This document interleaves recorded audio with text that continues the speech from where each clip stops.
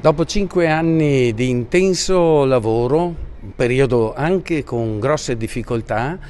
il nostro gruppo è riuscito ad ottenere risultati innegabili, accumulando nel contempo una grande esperienza,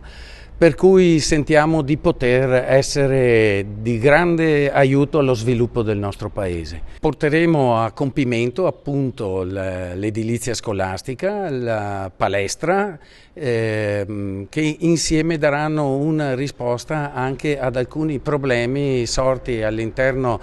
della didattica delle scuole medie, mettendo in piedi un progetto che in questi giorni stanno discutendo al Ministero di una scuola media a indirizzo sportivo, musicale, coreutico, inclusiva e sperimentale. Questo per poter dare una risposta alle difficoltà attuali che vivono i nostri giovani.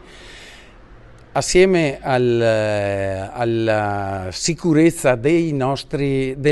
territori, partendo dall'attuale sistema di videosorveglianza, continueremo ad implementarlo ulteriormente, andando a coprire quelle aree che attualmente abbiamo individuato necessariamente dovranno essere implementate. Il sociale,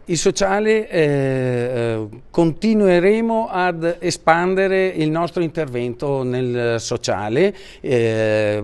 continuando il servizio di trasporto